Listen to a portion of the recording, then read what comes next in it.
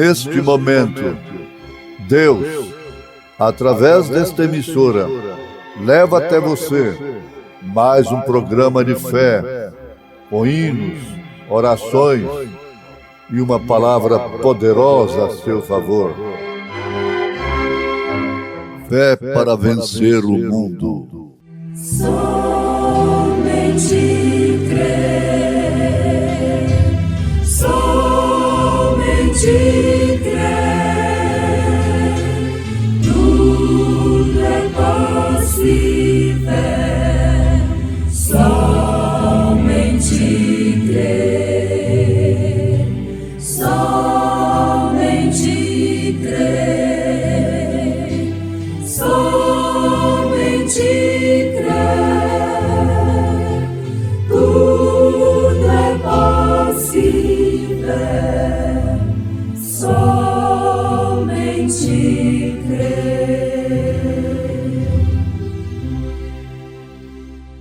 Trazendo sempre por toda parte a mortificação do Senhor Jesus no nosso corpo, para que a vida de Jesus se manifeste também em nossos corpos.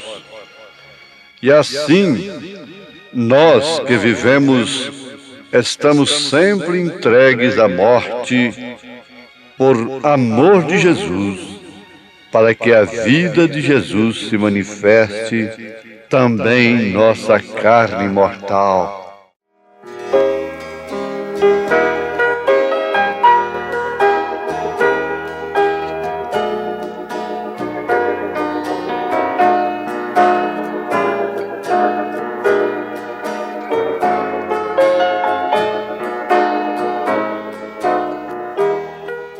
Momentos no Tabernáculo da Fé, com mais uma mensagem de fé que tem um poder a seu favor. Desta feita é a mensagem cujo tema é evidência. A vida de Jesus Cristo manifesta através dos nossos corpos mortais. A evidência de que realmente temos ou não o Espírito Santo. Vamos, portanto, para o Tabernáculo da Fé com a mensagem Evidência.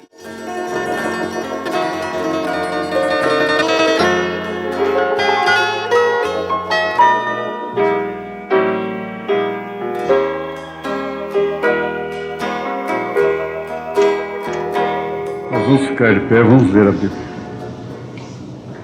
1 aos Coríntios, capítulo 3, onde foi anunciado a partir do verso 1 até o 4. E eu, irmãos, não vos pude falar como a espirituais, mas como a carnais, como a meninos em Cristo. Com leite vos criei, e não com manjar, porque ainda não podíeis, nem tampouco ainda agora podeis, porque ainda sois carnais. Pois havendo entre vós inveja, contendas e dissensões, não sois porventura carnais, e não andais segundo os homens? Porque dizendo um, eu sou de Paulo, e o outro, eu de Apolo, porventura não sois carnais? Oramos a Ti mais uma vez, ó Pai, suplicando tudo aquilo que não depende de nós, mas do Senhor.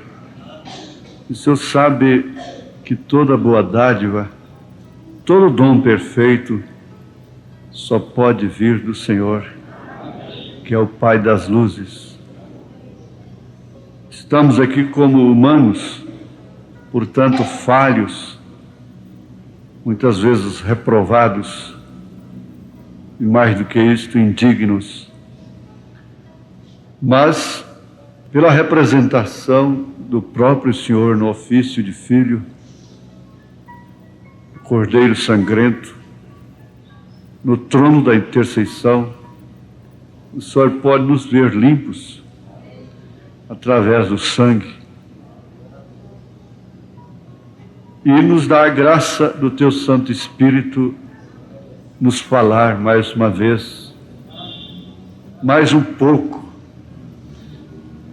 para assim, ó Deus, completar um dia que pode significar a história restante da vida de cada um, Senhor. Em nome de Jesus Cristo, perdoa os nossos pecados e faça cumprir a Tua palavra em favor dos enfermos, dos doentes, daqueles dos quais eu estou entre eles, que ainda são carnais. Em nome de Jesus Cristo, ó Pai, te pedimos esta graça, em nome de Jesus. Amém, Senhor. Amém.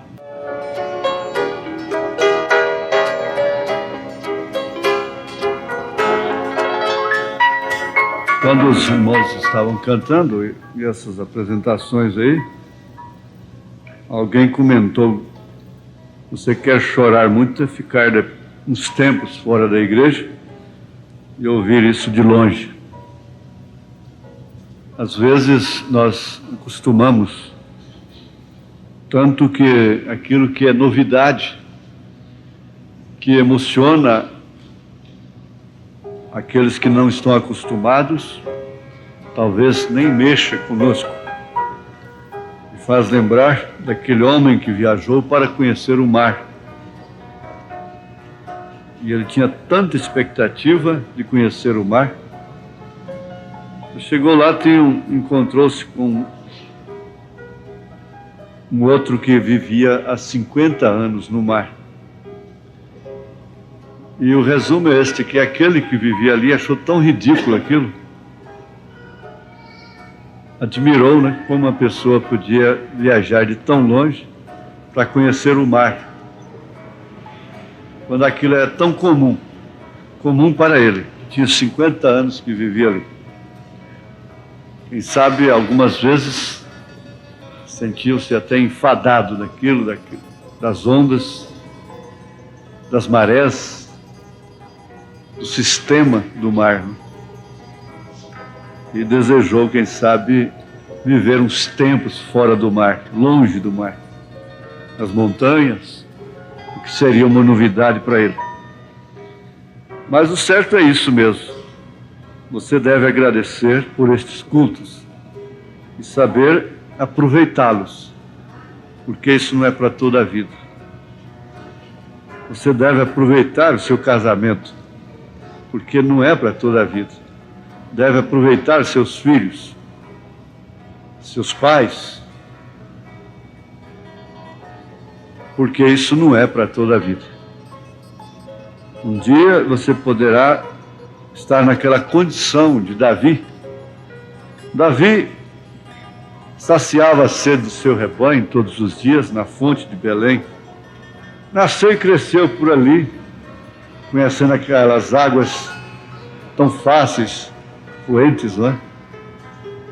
Mas quando ele estava passando por uma crise política, que ele foi exilado, foragido, perseguido, ele suspirou por aquela água. Quando ele estava lá, ele não tinha que suspirar por ela, desejá-la ardentemente, porque ela estava tão fácil, tão perto, então não precisava desejar.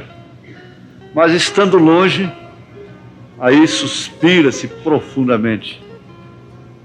Como dizia minha avó a respeito de alguém que partia, né? Eu sei que aqui está, meus suspiros reais, cá dentro do meu peito, saudade cada vez mais. E o outro poeta escreveu, o cantor cantou que luto preto, saudade não tem cor. E outro vem e diz: oxalá que vocês não venham ter saudade do passado. Mas, uma vez prosseguindo para o alvo, que é Cristo, jamais justificará nós lamentarmos, chorarmos o passado, a menos que tenhamos sentimento de culpa, carreguemos culpa carreguemos lamentações, mas o conselho de Salomão, inclusive, é este, na linguagem bem popular, o Evangelho traduzido na linguagem popular: curta a sua mulher hoje, da sua mocidade. Quer dizer, curta o seu marido, curta a sua família, seus filhos, curta, quer dizer, tenha prazer da sua casa, daquilo que Deus tem te dado. Tenha prazer nos cultos, esquecendo as coisas que para trás ficam, prosseguindo para o alvo que é Cristo. Ficar de longe pode chorar muito. Outra coisa que nos chama a atenção é o seguinte: o profeta diz nessa mensagem, a escritura na parede, que acabamos de ouvir, falando sobre a Rússia exterminando com os Estados Unidos. O incrédulo diz: está vendo? Cadê o comunismo? Acabou a Rússia. Não. Os seus mísseis estão tão intactos como antes. A energia atômica não pode ser desativada, a menos que seja detonada mesmo, explodida, liberado o átomo. E uma fera ferida, humilhada, acuada, é pior do que aquela que está livre. Ninguém duvide disso. Eu estava pensando, se os Estados Unidos tivessem ouvido esta mensagem, esse profeta, eu disse para um americano lá dentro dos Estados Unidos, numa loja lá, eu disse para ele: eu sou de tão longe, lá do Brasil. Perguntei para ele se sabia o que significava aquela águia no dólar, aquela águia e aquela pirâmide. Ele disse que não sabia. Eu disse: pois eu, como brasileiro, sei. É que daqui da América surgiria uma águia, um profeta. A era do leão primeiro, a era do boi, a era do homem, e agora é a era da águia. E a águia é profeta, quer dizer, profeta de Deus. E você mora aqui, americano, e não sabe. Eu sou brasileiro, lá nos confins da terra, e sei. E ele diz nessa fita que esses soldados, então, ao invadirem, ele disse: eles violentarão as suas filhas, violentarão as suas esposas. O que os nazistas fizeram com os judeus. E não somente os nazistas. Na era negra, antes de jogar uma moça daquela na arena, aqueles soldados cruéis abusavam dela o quanto podiam. Mas elas não negaram o nome de Jesus. Violentavam mulheres, esposas, na vista de seus maridos. E nós estamos todos cheios de dodóis, né?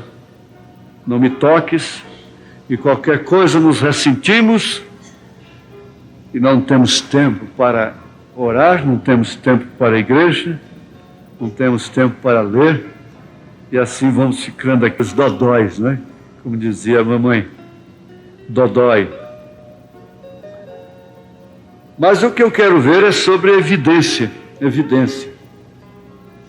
Se quiser botar um nome na mensagem, pode pôr de evidência, né? É uma certeza manifesta, caráter de um objeto de conhecimento que não comporta nenhuma dúvida quanto à sua verdade ou falsidade.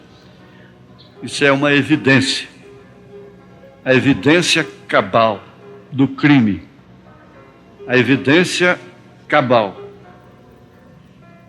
É evidente que temos petróleo no Brasil. É evidente. Isso quer dizer, está comprovado que temos petróleo no Brasil. A evidência, então, ela comprova um fato. Se é verdade, o seu lado negativo ou positivo, se é verdade ou se é falso. A evidência comprova. E o verbo disso é mostrar com clareza, comprovar. Então isso é evidência. Agora, eu tomei uma coisa aqui de Paulo. Paulo teve autocrítica, porque ao criticar a sua igreja, estava criticando a si próprio. Porque é o seguinte, o pastor é como o pai. Ele fala do filho, ele bate no filho, ele corrige o filho, mas não aceita que ninguém fale. Não aceita que ninguém toque no seu filho. Agora ele próprio corrige, disciplina. Então Paulo era dessa forma com suas igrejas, não é? Como apóstolo que era para os gentios. E ele não poupou aos coríntios quando ele disse: não vos pude falar como a espirituais. A culpa era de Paulo? Não, não era dele, porque ele próprio diz assim: eu vos dei todo o conselho de Deus. Mas com a sua paciência, ele continuaria escrevendo, disciplinando esta igreja. Ele não virou as costas para ela. E qualquer filho de Deus que existisse naquela época não censuraria a igreja quando ouvisse essa carta. Não blasfemaria contra ela, não lhe daria apelidos como igreja da saia rachada, igreja da televisão e essas coisas assim. O Filho de Deus não poria apelido naquela igreja, se realmente fosse um Filho de Deus. Ele não ousaria fazê-lo, porque ela era de Deus. Era a igreja que estava em Corinto, com tudo que tinha dentro dela, era a única verdadeira. Era a única que tinha um ministério apostólico, realmente. Surgiram Alexandre, Latueiro, surgiram tantos outros contra o próprio ministério de São Paulo, e naturalmente explorando fatos, realidades, verdades, que o próprio Paulo havia denunciado, escrito contra a igreja, disciplinando a igreja. Então esses carnais obstinados usavam aquilo contra ela própria. Eu não esqueço nunca do irmão Sidney Jackson, lá na Alemanha, com a Bíblia assim. Ele disse: ai de nós, se não fosse a carta à igreja de Coríntios. Agora, Paulo tomou como evidência que a sua igreja era carnal simplesmente, preste bem atenção, simplesmente nessa escritura aqui que nós lemos, simplesmente porque havia inveja entre os irmãos, havia contendas e havia dissensões, inclusive política, a respeito de quem era o melhor pregador. Uns dizendo: eu sou de Paulo, outros dizem: eu sou de Apolo, e por fim haviam aqueles que diziam: eu sou de Cristo, mas falavam politicamente também. Ele reprovou a todos, chamando-os de carnais, porque a evidência de que eles eram carnais, o que comprovava que eles ainda eram carnais, é que havia dissensões, contendas, inveja e política no meio deles. Agora, é fácil, numa autocrítica, nós sabermos se somos carnais ou se somos espirituais. Se temos a temperança ou se não temos temperança. Se temos fé ou se não temos fé. Se temos virtude ou não. Se temos paciência ou não temos? Se temos piedade ou não temos? Você tem aquela hora que você se gloria de você. Me deu um desejo idiota de comer sanduíche de peixe, né? E enfrentei uma fila, quase uma hora. Falei, mas onde é que eu estou com a cabeça? Eu não sou disso. Eu não tenho paciência para isso. E quando chegou a minha vez, eu fiquei parado, só olhando para o rapaz. Os meus braços encostei no balcão. A todos ele atendia na hora, a mim não. Ele começou a atender os outros. No mesmo instante, ele pegava lá e... Até que uma moça e uma senhora implicou com aquilo. Falou, mas escuta, o senhor não foi atendido? Falou com ele. Ele falou, é porque esqueceu o pedido dele. Esqueceu. Eu fiquei olhando para a cara dele assim, fiquei pensando, olhando para todos ali, aquele espírito de comilões, glutões, e aquela gana de pegar a bandeja logo. Eu disse, não, eu quero para levar. Me dá um de carne também, viu? Aí eu fiquei admirando a mim mesmo depois. Falei, mas que coisa, eu devia ter saído e ido embora, deixava ele lá com o pedido. Fiquei lá, olhando para a cara dele, a cara de todo mundo. Eu queria ser daquele jeito durante toda a minha vida. E a hora que eu queria ser daquele jeito no trânsito. A gente comporta de uma maneira tão amável, tão educada, que a gente fica orgulhoso depois. Mas, meu Deus, tem hora que a orelha queima. Por que é assim, não é? Parecendo o voo do pica-pau. Pica-pau que voa assim, ó. Uma hora está lá em cima, outra hora está embaixo, fazendo assim, voo do pica-pau. A águia parece que ela voa mais. Tem um voo mais firme, não é? Não oscila. Você tem que baixar. Ao entrar na glória, em transpondo espaço, com Jesus estarei.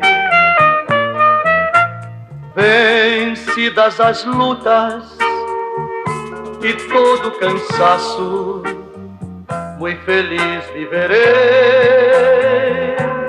porque do céu desceu a salvação para alcançar o pobre pecador.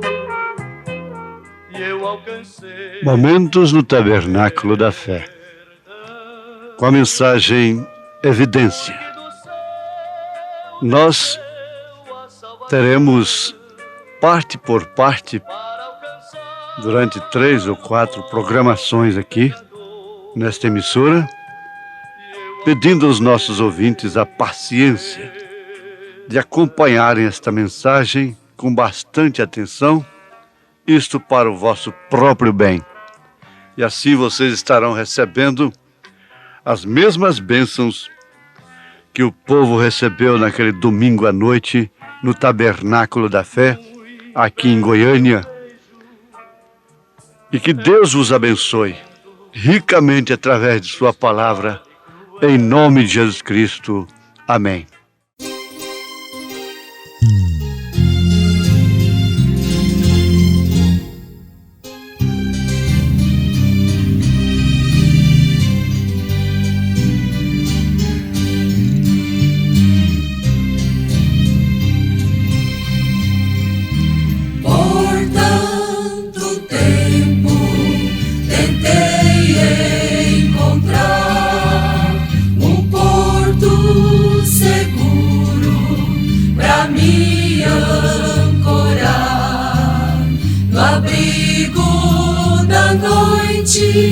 Sem medo do açoite das ondas do mar. Ao longe avistei a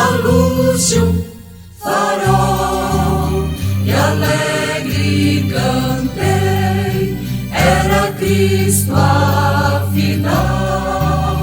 Ao longe avistei a luz de um farol e alegre cantei, era Cristo afinal. De braços abertos tomou-me Jesus e agora prossigo andando em sua luz. O amor de meu mestre deu-me paz completa, caminho seguro encontrei Jesus. Ao longe avistei a luz de um farol e alegre cantei, era Cristo afinal. Ao longe avistei a luz de um farol e alegre cantei.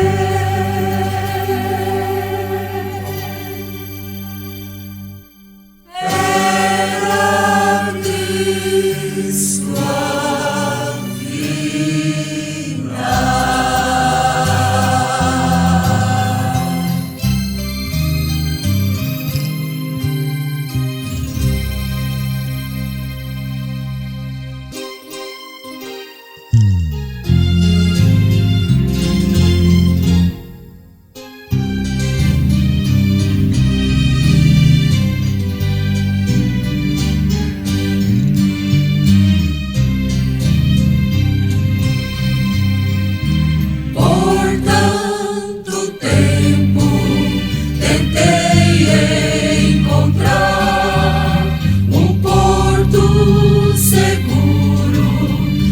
me ancorar no abrigo da noite, sem medo do açoite das ondas do mar.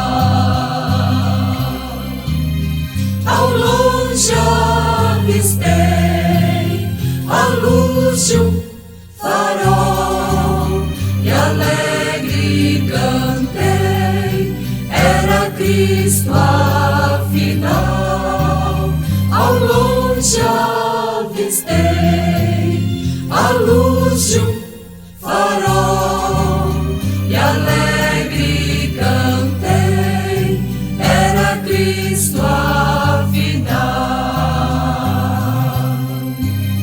De braços abertos tomou-me Jesus e agora prossigo andando em sua luz.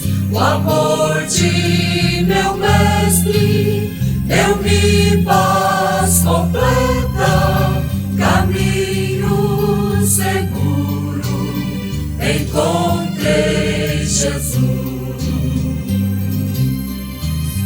Ao longe avistei a luz de um farol e alegre cantei, era Cristo afinal.